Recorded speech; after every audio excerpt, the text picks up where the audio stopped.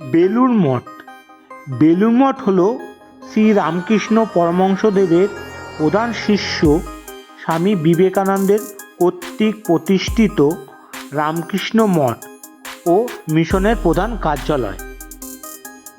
ভারতের পশ্চিমবঙ্গে রাজ্যে হাওড়া শহরে বেলুড় অঞ্চলে হুগলি নদীর পশ্চিম পাড়ে অবস্থিত।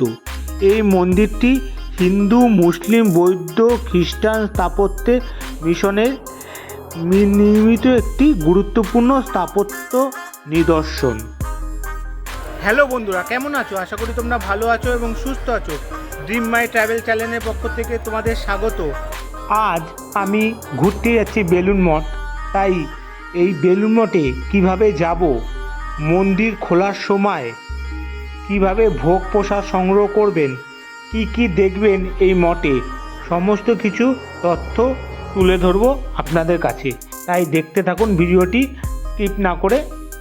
এটা হচ্ছে বেলুড় মঠের যাওয়ার ফেরিঘাট, দক্ষিণেশ্বর মা ভবতারিণী ফেরিঘাট। দেখতে পাচ্ছ কত নিল টিকিট ভাড়া? 11 টাকা করে পার হেড। হ্যাঁ বন্ধুরা, দেখতে পাচ্ছ কি ভিড়। আমরা এখন যাচ্ছি ফেরি ধরার জন্য। এই দেখো ভিড়টা দেখো। আধ ঘন্টা অন্তর অন্তর লঞ্চ আসে বলে সেই জন্য এতটা ভিড়। আমরা 10-15 মিনিট দাঁড়িয়েছিলাম লঞ্চের জন্য। ভিড়টা দেখো, প্রচুর ভিড়। মনে হয় গঙ্গাসাগর যাচ্ছি আমরা, এতটা ভিড়। আমাদের লঞ্চ ভাড়া 11 টাকা করে নিল। বন্ধুরা, এই যে আমাদের লঞ্চ ছেড়ে দিয়েছে, এই যে দেখো আমাদের লঞ্চ যাচ্ছে এখন বেলুড় মঠের দিকে। এই যে ভিড়টা দেখো, যতক্ষণ না লঞ্চ পুরো ভর্তি হয়ে যাচ্ছে ততক্ষণ ওরা লঞ্চ ছাড়বে না। কতটা ভিড় দেখেছো? এই আধ ঘন্টা ও 40 মিনিট অন্তর অন্তর লঞ্চ ছাড়লে এখানকার এই পরিস্থিতি। গঙ্গার হাওয়া খেতে খেতে ফেরি করে আসলে বেশ তোমাদের ভালোই লাগবে। কখন যে পৌঁছে যাবে বেলুড় মঠে তোমরা বুঝতেও পারবে না, খুব সুন্দর লাগবে। বুঝতে পারছেন বেলুড় মঠের এই যে গেট, বেলুড় মঠে খোলা হয় সময়সূচি দেখে নাও। সকাল 6:30 থেকে 11:30, আর বিকেল 4টে থেকে 9টা। হচ্ছে বেলুড় মঠে কোথায় কি আছে সেটা নকশা। এই মন্দিরটি দেখতে পাচ্ছ, এটা হচ্ছে স্বামী বিবেকানন্দ মন্দির। ওনার ইচ্ছে অনুযায়ী ওনার মৃত্যুর পর এখানেই দাহ করা হয়েছিল, তারপর এই মন্দিরটি স্থাপিত হয়েছে। এই যে দেখতে পাচ্ছ কত সুন্দর মন্দির।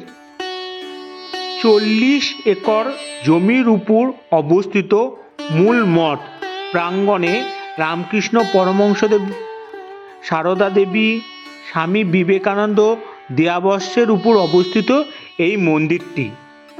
মঠে বিভিন্ন স্বাস্থ্য পরিষেবা, শিক্ষা, নারী কল্যাণ, শ্রমিক উন্নয়ন, এছাড়া গ্রাম উন্নয়ন, ত্রাণ, ধর্মীয় ও সাংস্কৃতিক অনুষ্ঠান করে থাকে। দুর্গাপুজোর সময় মহাষ্টমীতে এখানে কুমারী পুজো হয়। এছাড়া বিভিন্ন ধর্মীয় অনুষ্ঠান, বড়দিন উৎসব উদযাপন করা হয়। মন্দিরের পাশ দিয়ে যে রাস্তাটা চলে গেল, এই দেখতে পাচ্ছ, এই রাস্তাটা বরাবরই তোমাদের একটু গিয়েই তোমাদের মঠ অফিস পড়বে। এখানে তোমাদের কুপন কাটতে হবে। এই কুপনের জন্য তোমাদের বাধ্যবাধকতা নেই, তোমাদের সামর্থ্য অনুযায়ী তোমরা কুপনে টাকা দিতে পারো। এই যে কুপনের অফিস, ভিতরটা অফিস। সকাল সকাল এসেই তোমরা কুপনটা কেটে নেবে। 10:30 পর্যন্ত কুপন দেওয়া হয়। কাটার পর মন্দিরের আশেপাশে একটু ঘুরে নিলাম। এই যে তোমরা দেখছো কত সুন্দর ফুলের বাগান।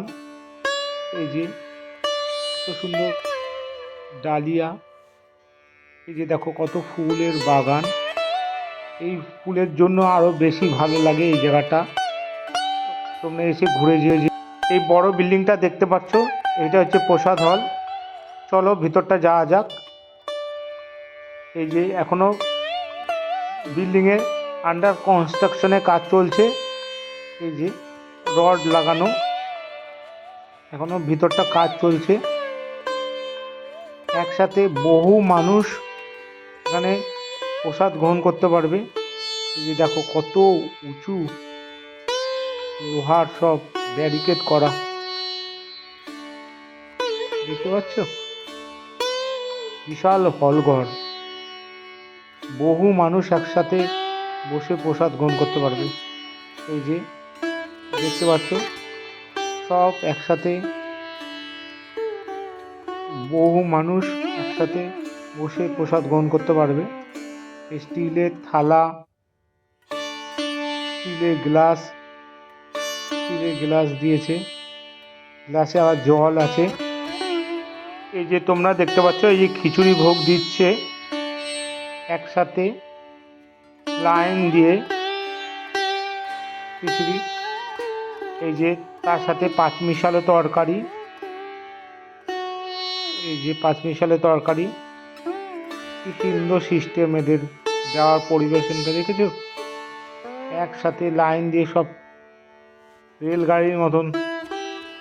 এই যে তরকারি খাওয়ার পরে একটু গঙ্গা চত্বরটা ঘুরে নিলাম। এখানে আসলে বেলুন মঠে গঙ্গাটা খুবই ভালো লাগবে। এই যে দেখতে পাচ্ছ এত সুন্দর লাগছে, দারুণ লাগছে, শান্ত। তোমরা এসে বসে সময় কাটাতে পারবে, খুবই সুন্দর জায়গা। দেখছো মন্দিরের চত্বরটা চারিদিক দিয়ে ফুল দিয়ে এত সুন্দর সাজানো, এত সুন্দর সাজানো, মনে হয় যেতে ইচ্ছা করে না এখান দিয়ে। খুব সুন্দর লাগে। এখানে প্রচুর দর্শনার্থী ঘুরতে আসে, ফটো তোলে, এখানে মন্দিরে অনেকটা সময় কাটায়। দেখো কত সুন্দর লাগছে মন্দিরটা, দারুণ। বন্ধুরা, আজ এই পর্যন্তই। আমার ভিডিওটি যদি ভালো লাগে প্লিজ লাইক, শেয়ার এবং কমেন্ট করতে ভুলো না যেন। আর যারা নতুন আমাকে প্লিজ সাবস্ক্রাইব করে আমার পাশে থেকো।